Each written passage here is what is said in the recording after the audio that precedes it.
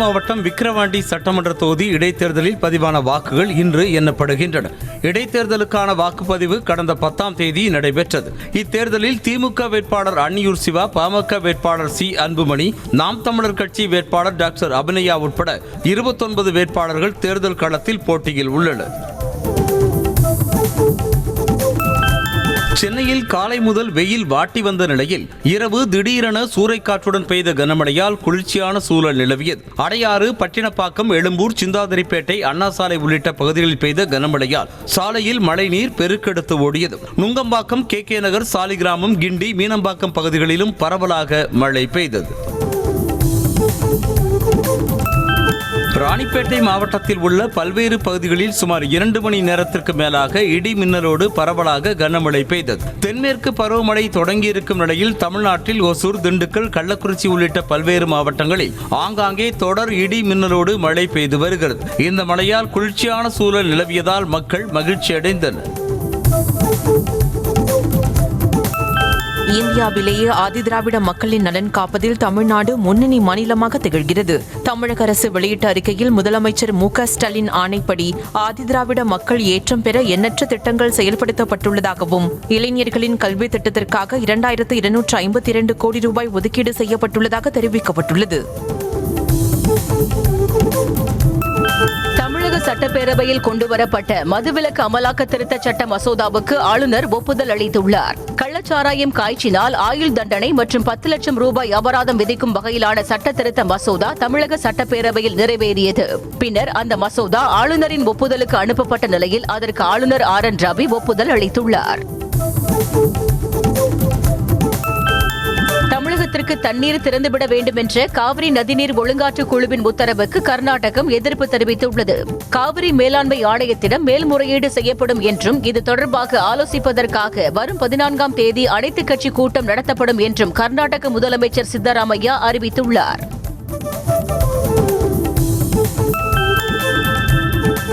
தமிழ்நாட்டிற்கு உரித்தான காவிரி நீரை கர்நாடகத்திடமிருந்து பெற்றுத்தர முதலமைச்சர் மு.க.ஸ்டாலின் நடவடிக்கை எடுக்க வேண்டும் என எதிர்க்கட்சித் தலைவர் எடப்பாடி பழனிசாமி வலியுறுத்தியிருக்கிறார். இது தொடர்பான அவருடைய பதிவில், காவிரி ஒழுங்காற்றுக் குழுவின் உத்தரவை ஏற்க மறுக்கும் கர்நாடக காங்கிரஸ் அரசின் போக்கு கடும் கண்டனத்திற்குரியது என தெரிவித்திருக்கிறார். சட்டப்பேரவை தேர்தலில் சீமானின் நாம் தமிழர் கட்சியுடன் கூட்டணி வைக்க அதிமுகவினர் விருப்பம் தெரிவித்துள்ளனர். நாடாளுமன்ற தேர்தல் தோல்வி குறித்து அதிமுக பொதுச் செயலாளர் எடப்பாடி பழனிசாமி 3வது நாளாக நிர்வாகிகளுடன் ஆய்வுக் கூட்டம் நடத்தினார். அரக்கோணம், தஞ்சை தொகுதி நிர்வாகிகளுடனான ஆலோசனையின் போது வரும் தேர்தலில் நாம் தமிழர் கட்சியுடன் கூட்டணி வைக்க வேண்டும் என நிர்வாகிகள் வலியுறுத்தினர். திமுகவை எதிர்ப்பது எங்களது கொள்கை என்றும், அதற்கு அதிமுக உள்ளிட்ட எந்த கட்சிகள் ஆதரவு தெரிவித்தாலும் வரவேற்பதாக நாம் தமிழர் கட்சி தலைமை ஒருங்கிணைப்பாளர் சீமான் தெரிவித்தார். சென்னையில் செய்தியாளர்களிடம் பேசிய அவர், பாஞ்சாலங்குறிச்சி திரைப்படத்தில் தான் வைத்திருந்த சண்டாலா என்ற வசனத்திற்கு பலரும் கண்டனம் தெரிவித்து கடிதம் எழுதியதாகவும், பின்னர் சண்டாலா என்ற சமூகம் இருப்பதை அறிந்து மன்னிப்பு கேட்டதாகவும் கூறினார்.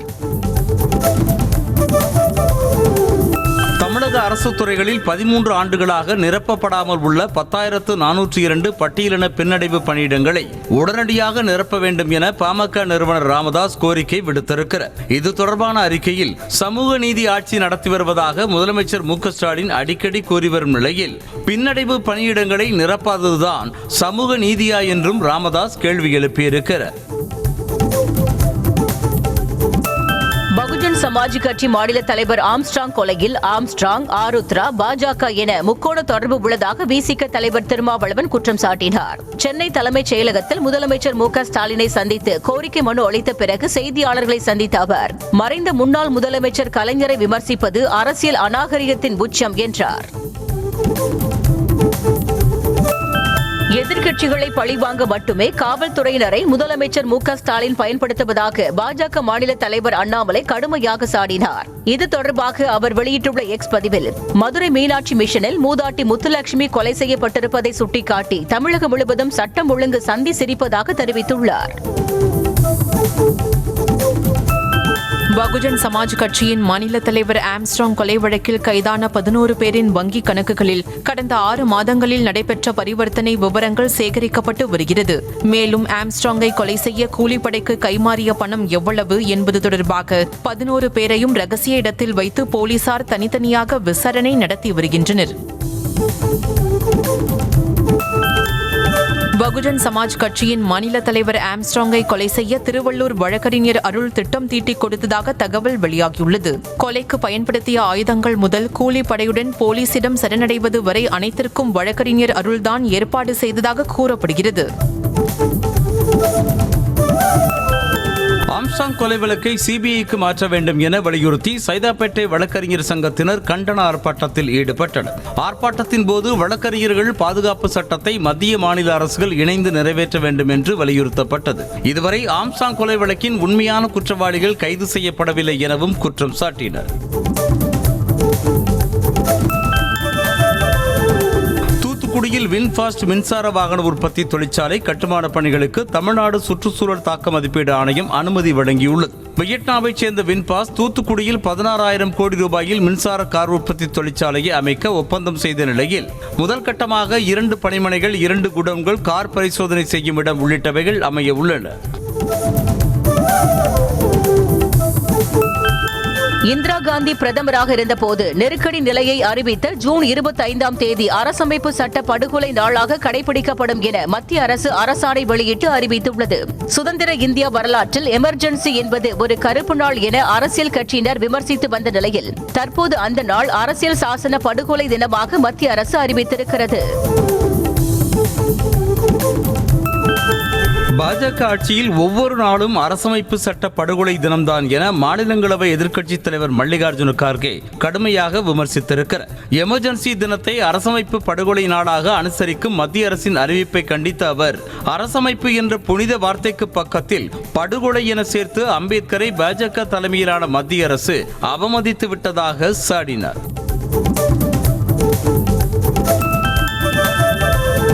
காங்கிரஸ் அரசியலமைப்பை கொலை செய்துவிட்டு புத்தகத்தை கையில் வைத்துள்ளதாக நாடாளுமன்ற விவகாரங்கள் துறை அமைச்சர் கிரண் ரிஜிஜு காட்டமாக விமர்சித்திருக்கிறார். இது தொடர்பாக பேசியிருக்கும் அவர், மக்கள் மீது காங்கிரஸ் கட்சி ஏவிய அடக்குமுறைகள் மீண்டும் நடைபெறாமல் தடுக்கும் வகையில் அரசியல் சாசன படுகொலை தினத்தை கடைபிடிக்க அரசு முடிவு செய்திருப்பதாக கூறினார்.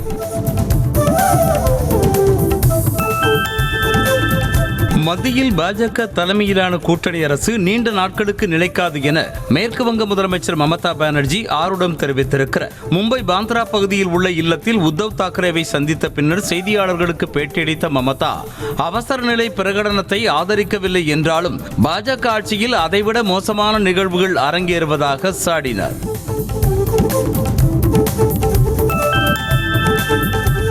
மகாராஷ்டிராவில் நடைபெற்ற சட்ட மேலவை தேர்தலில் ஆளும் கட்சி நிறுத்திய 9 வேட்பாளர்களும் வெற்றி வாகை சூடினர். மொத்தமுள்ள 11 இடங்களில் பாஜக, தேசியவாத காங்கிரஸ், சிவசேனா கூட்டணியான மகாயுத்தி கூட்டணி 9 இடங்களை வென்றிருக்கிறது. இந்த நிலையில் காங்கிரஸ் உள்ளிட்ட கட்சிகள் அடங்கியுள்ள மகா விகாஸ் அகாடி கூட்டணி 3 வேட்பாளர்களை நிறுத்திய நிலையில் 2 மட்டுமே வென்றனர். முதலமைச்சர் அரவிந்த் கெஜ்ரிவாலுக்கு இடைக்கால ஜாமீன் வழங்கி உச்சநீதிமன்றம் உத்தரவிட்டுள்ளது. அமலாக்கத்துறையின் கைது நடவடிக்கை சட்டவிரோதம் என அறிவிக்க கோரி தொடரப்பட்ட வழக்கின் விசாரணையின் போது அவருக்கு இடைக்கால ஜாமீன் வழங்கப்பட்டது. இடி வழக்கில் ஜாமீன் கிடைத்தாலும் சிபிஐ வழக்கில் ஜாமீன் கிடைக்காததால் கெஜ்ரிவால் சிறையிலிருந்து வெளியே வர முடியாத நிலை உள்ளது. தெலங்கானா முன்னாள் முதலமைச்சர் சந்திரசேகர ராவின் பாரதிய ராஷ்டிரிய சமிதி கட்சியிலிருந்து விலகி காங்கிரஸில் இணைந்த எம்எல்ஏக்களின் எண்ணிக்கை 8ஆக உயர்ந்திருக்கிறது.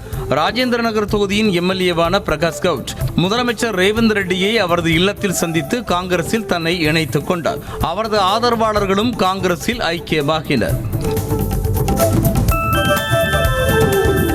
சென்னையில் நடைபெற்ற ஓய்வு பெற்ற ஐபிஎஸ் அதிகாரியின் இல்ல திருமண விழாவில் முதலமைச்சர் மு.க. ஸ்டாலின் பங்கேற்று மணமக்களை வாழ்த்தினார். ஓய்வு பெற்ற ஐபிஎஸ் அதிகாரி ஜாஃபர் சேட்டின் மகள் ஹஸ்னா சிரிஸ் ஆகியோரது திருமண வரவேற்பு விழாவில் பங்கேற்ற முதலமைச்சர் மு.க. ஸ்டாலின் மணமக்களுக்கு மரக்கன்றுகள் அடங்கிய பசுமை கூடையை வழங்கி வாழ்த்தினார்.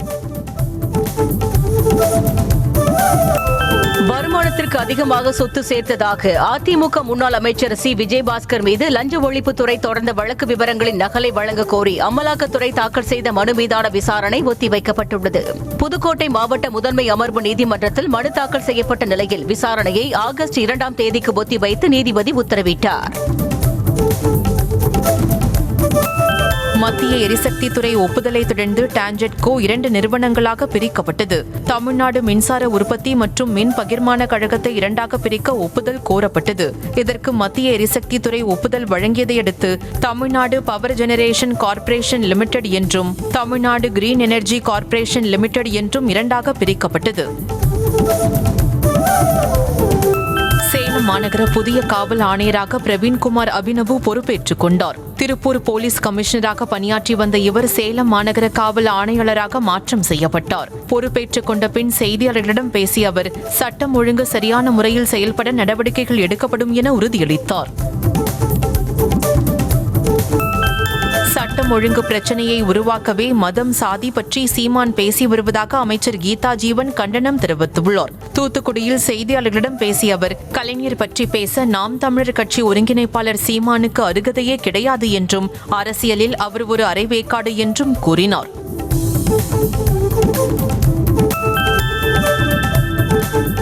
திமுக ஆட்சியில் இடைத்தேர்தல் என்றுமே நியாயமாக நடக்காது என விஜய் பிரபாகர் குற்றம் சாட்டியிருக்கிறார். மதுரை அவனியாபுரத்தில் கட்சி கொடியை ஏற்றி வைத்து செய்தியாளர்களை சந்தித்த அவர் இது நன்றி அறிவிப்பு கூட்டம் அல்ல என்றும் 2026ஆம் ஆண்டு சட்டப்பேரவை தேர்தலுக்கான முதல் பிரச்சாரம் என தெரிவித்தார். புதிய மருத்துவ காப்பீட்டு திட்டத்தின் கீழ் திருமணமான அரசு ஊழியர்களின் பெற்றோரை குடும்ப உறுப்பினர்களாக சேர்ப்பது குறித்து 3 மாதங்களில் முடிவெடுக்க வேண்டும் என தமிழ்நாடு தலைமை செயலாளருக்கு சென்னை உயர்நீதிமன்றம் உத்தரவிட்டுள்ளது. இது தொடர்பான விசாரணையில் திருமணமானாலும் அரசு ஊழியரின் பெற்றோர் அவர்களின் பெற்றோராகவே நீடிப்பதால் காப்பீட்டு திட்ட பலன்களை மறுக்க முடியாது என நீதிபதி தெரிவித்திருக்கிறார். விசாரணைக்காக அழைத்துச் செல்லப்பட்ட ரவுடி துரையின் அக்கா மகனை விடுவிக்க கோரி அவரது உறவினர்கள் புதுக்கோட்டை மருத்துவக் கல்லூரி மருத்துவமனையில் போலீசாருடன் வாக்குவாதம் செய்தனர். திருச்சியைச் சேர்ந்த பிரபல ரவுடி துரை என்கவுண்டர் செய்யப்பட்ட நிலையில் விசாரணைக்காக அழைத்துச் செல்லப்பட்ட அவரது அக்கா மகன் பிரதீப்பை விடுவிக்க கோரி உறவினர்கள் சாலை மறியலில் ஈடுபட்டனர்.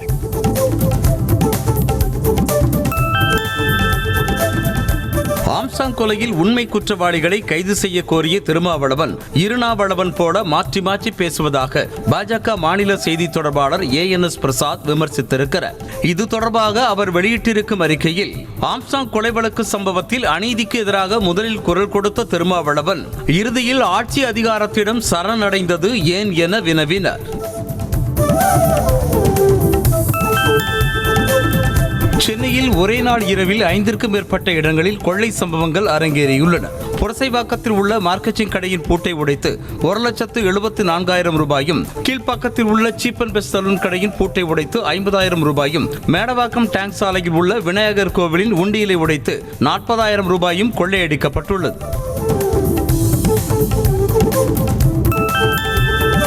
தென்காசி மாவட்டத்தில் தொடர் சாரல் மழை காரணமாக குற்றாலத்தில் உள்ள அனைத்து அருவிகளிலும் வெள்ளப்பெருக்கு ஏற்பட்டுள்ளது. நீர்வரத்து அளவுக்கு அதிகமாக இருப்பதால் மெயின் அருவி, ஐந்தருவி, பழைய குற்றால அருவிகளில் சுற்றுலா பயணிகள் குளிப்பதற்கு தடை விதிக்கப்பட்டுள்ளது. நீர்வரத்து சீரான பிறகு குளிக்க அனுமதி அளிக்கப்படும் எனவும் தெரிவிக்கப்பட்டுள்ளது.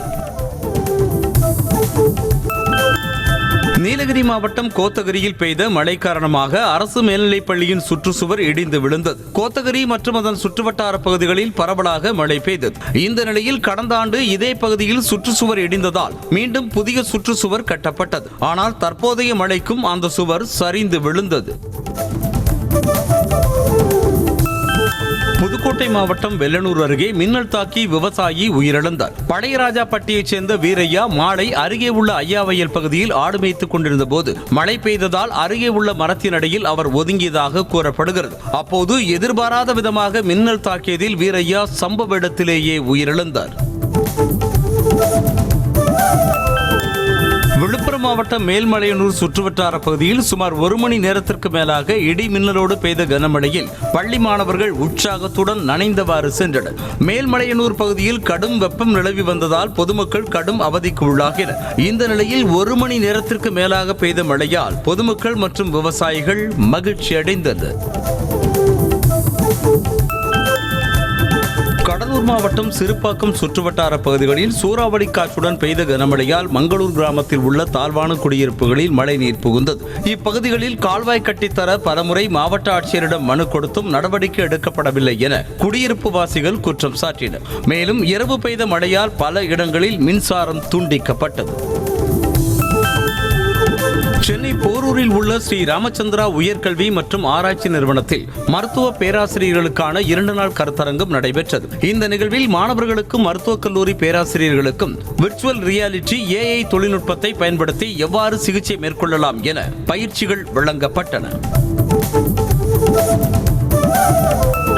தஞ்சாவூர் அரசு தொழிற்பயிற்சி நிலைய விளையாட்டுத் திடலில் தமிழ்நாடு அரசின் கலை பண்பாட்டுத்துறை சார்பில் தஞ்சை சங்கமம் நம்ம ஊரு திருவிழா தொடங்கியது. இந்த விழாவை மாவட்ட ஆட்சியர் தீபக் ஜேக்கப் உள்ளிட்டோர் தொடங்கி வைத்தனர். மேலும் இந்த நிகழ்ச்சியில் இசை, நாடகம், ஓவியம் சார்ந்த கலைஞர்களுக்கு கலை இளமணி, கலை வளர்மணி, கலை நன்மணி, கலை முதுமணி ஆகிய விருதுகள் வழங்கப்பட்டன. ஆந்திர முன்னாள் முதலமைச்சர் ஜெகன்மோகன் ரெட்டி மற்றும் 2 IPS அதிகாரிகள் மீது கொலை வழக்கு பதிவு செய்யப்பட்டுள்ளது. கடந்த 2011ஆம் ஆண்டு ஜெகன்மோகன் ரெட்டியின் தூண்டுதலில் போலீசார் தன்னை பொய் வழக்கு மூலம் கைது செய்து துன்புறுத்தியதாக தெலுங்கு தேச கட்சி MLA ரகுராம கிருஷ்ண ராஜு புகார் அளித்தார். அதன் பேரில் போலீசார் தற்போது வழக்கு பதிவு செய்து விசாரித்து வருகின்றனர். ஜம்மு காஷ்மீர் மாநிலத்தில் தொடர் மழை கொட்டி தீர்த்து வரும் நிலையில் சாலைகள் மிகவும் சேதமடைந்து மோசமான நிலையில் காணப்படுகின்றன. குறிப்பாக உத்தம்பூர் பகுதியில் உள்ள சாலைகள் முழுவதுமாக பெயர்ந்தும் வெள்ளத்தில் அடித்து செல்லப்பட்டதாலும் போக்குவரத்து கடுமையாக பாதிக்கப்பட்டுள்ளது. இதனால் வாகன ஓட்டிகள் அவதியடைந்தனர். குஜராத்தில் உள்ள ஜுனாகத் வேளாண் பல்கலைக்கழகத்தில் சிறுத்தை குட்டி ஒன்று நுழைந்து உலா வந்ததால் மாணவர்கள் அச்சமடைந்தனர். பொறியியல் துறை ஆய்வகத்தில் உலா வந்த சிறுத்தையை கண்டதும் அஞ்சிய மாணவர்கள் சாமர்த்தியமாக சிறுத்தை குட்டியை உள்ளே வைத்து கதவை தள்ளிட்டனர். பிறகு அந்த இடத்திற்கு விரைந்த வனத்துறையினர் குட்டியை மீட்டு சென்றனர். இஸ்லாமிய காவலர்கள் தாடி வைக்க தடையில்லை என உயர்நீதிமன்ற மதுரை கிளை உத்தரவிட்டுள்ளது. அப்துல் காதர் இப்ராஹிம் என்பவர் தாடி வைத்திருந்ததால் தனது ஊதிய உயர்வை நிறுத்தி வைத்ததாக கூறி வழக்கு தொடர்ந்தார். அதனை விசாரித்த நீதிபதி பல்வேறு மதங்களையும் கலாச்சாரங்களையும் கொண்டதுதான் இந்தியா என தெரிவித்ததோடு ஊதிய உயர்வு தடை உத்தரவை ரத்து செய்தார். சென்னை மதுரவாயல் பகுதியில் நள்ளிரவு நேரத்தில் கடும் போக்குவரத்து நெரிசல் ஏற்பட்டது. கனமழை காரணமாக மிக மெதுவாக ஊர்ந்து சென்ற வாகனங்களால் பொதுமக்கள் அவதியடைந்தனர். இதேபோல திருவள்ளூரில் பெய்த கனமழையால் திருப்பதி சென்னை, சென்னை திருப்பதி செல்லும் சாலையிலும் போக்குவரத்து நெரிசல் ஏற்பட்டது. ராமநாதபுரத்தில் ஊராட்சி ஒன்றிய தொடக்கப்பள்ளியில் மர்ம நபர்கள் புகுந்து அங்குள்ள சேர், டேபிள் உள்ளிட்டவைகளை உடைத்து சேதப்படுத்திய நிலையில் உரிய பாதுகாப்பு வழங்க கோரி குழந்தைகளை பெற்றோர் பள்ளிக்கு அனுப்பாமல் போராட்டத்தில் ஈடுபட்டனர். நாகநேந்தலில் உள்ள இப்பள்ளியில் தலைமை ஆசிரியராக உள்ள மலைராஜை சிலருக்கு பிடிக்காததால் அராஜகத்தில் ஈடுபட்டு வருவதாக கூறப்படுகிறது. திண்டுக்கல் மாவட்டம் வேடசந்தூர் அருகே ஜவுளி பொருட்கள் உள்ள ஷெட்டில் திருட வந்த 2 மர்ம நபர்கள் CCTV கேமராவை பார்த்ததும் திரும்பி சென்ற காட்சி வெளியாக இருக்கிறது. சேனைக்கோட்டையில் உள்ள தமிழன் என்பவரின் ஜவுளி ஷெட்டிற்கு இரவு வந்த 2 மர்ம நபர்கள் பூட்டை உடைக்க இருந்ததாக தெரிகிறது. அப்போது அங்கிருந்த CCTV கேமராவை பார்த்த அவர்கள் அப்படியே திரும்பி சென்றனர். கள்ளக்குறிச்சி மாவட்டம் சங்கராபுரம் அருகே அடிப்படை வசதிகள் செய்து தரவில்லை என கூறி ஊராட்சி உறுப்பினர்கள் ராஜினாமா செய்யப் போவதாக மனு அளித்ததால் பரபரப்பு ஏற்பட்டது. அரசம்பட்டு ஊராட்சி தலைவர் வாசுகியின் கணவர் கருணாநிதி தாமே தலைவர் போல செயல்படுவதாகவும் தட்டி கேட்டால் ரவுடி கும்பலை வைத்து மிரட்டுவதாகவும் வார்டு உறுப்பினர்கள் குற்றம் சாட்டினர். தேனி மாவட்டம் பெரியகுளம் இணை சார் பதிவாளர் அலுவலகத்தில் லஞ்ச ஒழிப்புத்துறை நடத்திய சோதனையில் கணக்கில் வராத 87,500 ரூபாய் பறிமுதல் செய்யப்பட்டது. காலை முதல் அதிக அளவில் பத்திரப்பதிவு நடைபெற்று வருவதாக வந்த ரகசிய தகவலை அடுத்து அதிகாரிகள் அங்கு சென்று சோதனை நடத்தினர். அப்போது கணக்கில் வராத பணத்தை கைப்பற்றியதோடு இணை சார் பதிவாளர் பரமேஸ்வரி உள்ளிட்ட 3 பேர் மீது வழக்கு பதிவு செய்தனர். சிவகங்கையில் 13 வயது சிறுமிக்கு பாலியல் தொந்தரவு அளித்த ஏசி மெக்கானிக்கிற்கு 20 ஆண்டுகள் சிறை தண்டனை வழங்கிய மாவட்ட போக்சோ சிறப்பு நீதிமன்றம் பாதிக்கப்பட்ட சிறுமிக்கு அரசு சார்பில் 5 லட்சம் ரூபாய் நிவாரணம் வழங்கவும் உத்தரவிட்டது. உதயாச்சி கிராமத்தைச் சேர்ந்த அஜித்குமார் கடந்த 2018ஆம் ஆண்டு அதே பகுதியைச் சேர்ந்த 13 வயது சிறுமிக்கு பாலியல் தொந்தரவு அளித்ததாக பெற்றோர் அளித்த புகாரின் பேரில் கைது செய்யப்பட்டார். மதுரை மாநகராட்சி துணை மேயரின் மனைவி செல்வராணி நீதிமன்ற உத்தரவின் பேரில் சம்பந்தப்பட்ட இடத்தை அளப்பதற்கான அளவை பணிக்கு ஆஜராகுமாறு வருவாய்த்துறை சார்பில் நோட்டீஸ் அனுப்பப்பட்டுள்ளது. துணை மேயர் நாகராஜன் மனைவி பெயரில் உள்ள அவரது வீடு பொது இடத்தை ஆக்கிரமித்து கட்டப்பட்டதாக எழுந்த புகாரை தொடர்ந்து நோட்டீஸ் அனுப்பப்பட்டது. இந்திய ஜிம்பாப்வே அணிகளுக்கு இடையிலான 4வது T20 தொடர் இன்று மாலை 4:30 மணிக்கு நடைபெறுகிறது. ஜிம்பாப்வேயில் சுற்றுப்பயணம் செய்து 5 போட்டி கொண்ட T20 தொடரில் இந்தியா விளையாடி வருகிறது. ஏற்கனவே நடைபெற்று முடிந்த 3 போட்டிகளில் இந்தியா 2-1 என்ற கணக்கில் முன்னிலையில் உள்ளது. எனவே இன்று நடைபெறும் போட்டியில் இந்திய அணி வெற்றி பெற்றால் தொடரை வெல்லும் என்பதால் ரசிகர்கள் பெரும் எதிர்பார்ப்பில் உள்ளனர். இந்தியாவில் ஜியோ சினிமா செயலியில் பாரிஸ் ஒலிம்பிக் போட்டிகளை இலவசமாக பார்க்கலாம் என அந்த நிறுவனம் அறிவித்துள்ளது. ஆங்கிலம், ஹிந்தி, தமிழ், தெலுங்கு உள்ளிட்ட மொழிகளில் 4K தொழில்நுட்பத்தில் அனைத்து போட்டிகளையும் இலவசமாக பார்க்கலாம் என அறிவிக்கப்பட்டுள்ளது. ஜியோ சினிமா கடந்த 2 வருடங்களாக IPL போட்டிகளை இலவசமாக ஸ்ட்ரீமிங் செய்தது. இந்திய அணியின் ஃபீல்டிங் பயிற்சியாளராக தென்னாப்பிரிக்க முன்னாள் வீரரான ஜாண்டி ரோட்ஸை நியமிக்க கௌதம் கம்பீர் பரிந்துரைத்ததற்கு BCCI மறுப்பு தெரிவித்து விட்டதாக தகவல் வெளியாக இருக்கிறது. ஜாண்டி ரோட்ஸ் மகத்தான ஜாம்பவான் என்பதில் சந்தேகமில்லை என்றாலும் இந்தியரை நியமிக்க விரும்புவதால் BCCI தங்களின் ஃபீல்டிங் பயிற்சியாளராக திலீப்பை தொடர விரும்புவதாக தகவல் வெளியாகியுள்ளது. பாரிஸ் ஒலிம்பிக்கில் பேட்மிண்டன் போட்டியில் குரூப் சுற்றில் இந்திய வீராங்கனை PV சிந்து எதிர்கொள்ளும் வீராங்கனைகளின் விவரம் வெளியாகியுள்ளது. PV சிந்து எஸ்டோனியா நாட்டைச் சேர்ந்த கிறிஸ்டின் குபா மற்றும் மாலத்தீவின் ஃபாத்திமத் நபாகாவை எதிர்கொள்கிறார். தரவரிசையில் கிறிஸ்டின் குபா 75வது இடத்திலும் ஃபாத்திமத் 111வது இடத்திலும் உள்ளனர். சர்வதேச டெஸ்ட் கிரிக்கெட் போட்டியில் இங்கிலாந்து வீரர் பென் ஸ்டோக்ஸ் புதிய சாதனை படைத்துள்ளார். வெஸ்ட் இண்டீஸுக்கு எதிரான முதல் டெஸ்ட் போட்டியில் சிறந்த ஆட்டத்தை வெளிப்படுத்தியதன் மூலம் சர்வதேச டெஸ்ட் கிரிக்கெட் போட்டியில் மட்டும் 6000 ரன்கள் 200 விக்கெட்டுகளை தாண்டிய முதல் இங்கிலாந்து வீரர் என்ற பெருமையை பெற்றுள்ளார். அம்பானி இல்ல திருமண விழாவில் குடும்பத்துடன் பங்கேற்றிருக்கும் நடிகர் ரஜினிகாந்த் ஹிந்தி பாடலுக்கு நடனமாடி அசத்தினார். நிகழ்வில் ரஜினிகாந்துடன் ரன்வீர் சிங், அனில் கபூர் மற்றும் மணமகன் ஆனந்த் அம்பானி உள்ளிட்டோர் இணைந்து நடனமாடிய வீடியோ காட்சி இணையத்தில் வைரலாகி வருகிறது. 73 வயதிலும் ரஜினி உற்சாகமாக நடனமாடுவதாக ரசிகர்கள் இணையத்தில் கருத்து பதிவிட்டு வருகின்றனர். நடிகர் நெப்போலியன் மகன் தனுஷின் நிச்சயதார்த்தம் வீடியோ கால் மூலமாக நடைபெற்றது. தசை சிதைவு நோயால் சிறு வயதில் இருந்து பாதிக்கப்பட்டுள்ள தனுஷால் நீண்ட தூர பயணம் செய்ய முடியாது என கூறப்படுகிறது. இதனால் அமெரிக்காவில் இருந்து தனது மனைவி ஜெயசுதாவுடன் நெல்லையில் உள்ள பெண் வீட்டிற்கு வந்த நெப்போலியன் நிச்சயதார்த்தத்தை வீடியோ கால் மூலமாக சிறப்பாக செய்து முடித்தார். நடிகை ஷாலினி பாண்டே படு கவர்ச்சி உடையில் போட்டோஷூட் நடத்திய புகைப்படங்களை இன்ஸ்டாகிராமில் பகிர்ந்திருக்கிறார். அர்ஜுன் ரெட்டி படத்தில் நடித்து பிரபலமான நடிகை ஷாலினி பாண்டேவிற்கு தற்போது கைவசம் எந்த பட வாய்ப்புகளும் இல்லாமல் இருந்து வருகிறார். இதனால் ரசிகர்களை கவர தொடர்ந்து உச்சகட்ட கவர்ச்சியில் போட்டோஷூட் எடுத்து அதனை தனது இன்ஸ்டாகிராம் பக்கத்தில் அவ்வப்போது வெளியிட்டு வருகிறார்.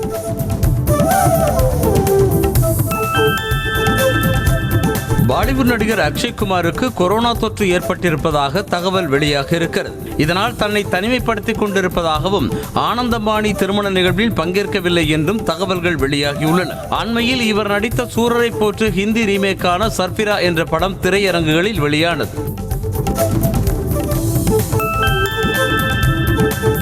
சசிகுமார் கதாநாயகனாக நடிக்கும் படத்தில் அவருக்கு ஜோடியாக பிரபல கன்னட நடிகை சைத்ரா ஜே ஆச்சார் இணைந்து நடித்து வருகிறார். படத்துக்கு சான் ரோல்டன் இசையமைத்திருக்கிறார். படத்தின் தலைப்பு மதர் இந்தியா என வைக்க உள்ளதாக தகவல் வெளியாக இருக்கிறது. சைத்ரா 2வதாக தமிழில் நடிக்க இருக்கும் படம் பற்றி விரைவில் அறிவிப்பு வெளியாகும் என கூறப்படுகிறது. இயக்குனர் விக்ரமன் உன்னை நினைத்து படத்தின் 2ஆம் பாகத்தை எடுக்க உள்ளதாக நேர்காணல் ஒன்றில் தெரிவித்திருக்கிறார். இந்த படத்திற்கான ஸ்கிரிப்ட் தயாராக இருப்பதாகவும் சந்தானம் இந்த படத்தில் ஹீரோவாக நடிப்பார் என்றும் தெரிவித்திருக்கிறார். விக்ரமன் கடைசியாக 2014ஆம் ஆண்டில் நினைத்தது யாரோ என்கிற படத்தை இயக்கினார். அதன் பிறகு அவரது மனைவிக்கு உடல்நலம் சரியில்லாத காரணத்தால் திரைப்படங்களை இயக்கவில்லை. இங்கிலாந்தில் நடிகை வரலட்சுமி சரத்குமாருக்கும் மும்பை தொழிலதிபர் நிக்கோலை சச்தேவுக்கும் பாரம்பரிய முறைப்படி நடைபெற்ற திருமணத்தின் புகைப்படங்கள் வெளியாகியுள்ளன. சிவப்பு நிற சேலையில் ஜொலிக்கும் வரலட்சுமி மற்றும் வேஷ்டி சட்டையில் கலக்கும் நிக்கோலை சச்தேவின் புகைப்படங்களுக்கு ரசிகர்கள் லைக்ஸுகளை குவித்து வருவதோடு மணமக்களுக்கு வாழ்த்துக்களையும் தெரிவித்து வருகின்றனர். கள்ளக்குறிச்சி மாவட்டம் சங்கராபுரம் அருகே 22 ஆண்டுகளுக்கு பிறகு திரௌபதி அம்மன் கோவிலில் திருத்தேரோட்டம் வெகு விமர்சையாக நடைபெற்றது. சேஷசமுத்திரம் கிராமத்தில் அமைந்துள்ள இந்த திருக்கோவிலில் கடந்த மாதம் 10ஆம் தேதி கொடியேற்றத்துடன் தேர் திருவிழா தொடங்கிய நிலையில் சிகர நிகழ்ச்சியான தேரோட்டத்தில் ஏராளமான பக்தர்கள் கலந்து கொண்டு தேரை வடம் பிடித்து இழுத்தனர். ராமநாதபுரம் மாவட்டம் முதுகுளத்தூர் ஸ்ரீ வடக்கு வாசல் செல்லியம்மன் கோவிலில் பூச்சொரிதல் விழாவிற்கான கொடியேற்றம் விமர்சையாக நடைபெற்றது. 48ஆம் ஆண்டு பூச்சொரிதல் விழா அடுத்த 11 நாட்கள் நடைபெற உள்ள நிலையில் அதற்காக காப்பு கட்டுதலும் நடைபெற்றது. கொடியேற்றத்தை முன்னிட்டு அம்மனுக்கு சிறப்பு அபிஷேக ஆராதனைகள் நடைபெற்றன. தென்காசி மாவட்டம் சங்கரன் கோவில் சங்கரநாராயண சுவாமி திருக்கோவிலில் ஆடித்தபசு திருவிழா நடைபெற்று வரும் நிலையில் 2ஆம் நாளில் கோமதி அம்மன் வெள்ளி சப்பரத்தில் எழுந்தருளி பக்தர்களுக்கு அருள் பாலித்தார். கடந்த 11ஆம் தேதி கொடியேற்றத்துடன் தொடங்கிய ஆடித்தபசு திருவிழா கோலாகலமாக நடைபெற்று வரும் நிலையில் ஒவ்வொரு நாளும் கோமதி அம்மன் பல்வேறு வாகனங்களில் உலா வந்து பக்தர்களுக்கு காட்சியளித்து வருகிறார். ஹூண்டாய் நிறுவனம் இந்தியாவில் அல்கசார் ஃபேஸ்லிஃப்ட் என்ற காரை அறிமுகப்படுத்த உள்ளதாக தகவல் வெளியாகியுள்ளது. இந்த ஆண்டு செப்டம்பரில் விற்பனைக்கு வர உள்ளதாகவும் அடுத்த ஆண்டு தொடக்கத்தில் கிரெட்டா EV வருவதற்கு முன்பு இதனை அறிமுகம் செய்ய திட்டமிட்டுள்ளதாக தெரிகிறது.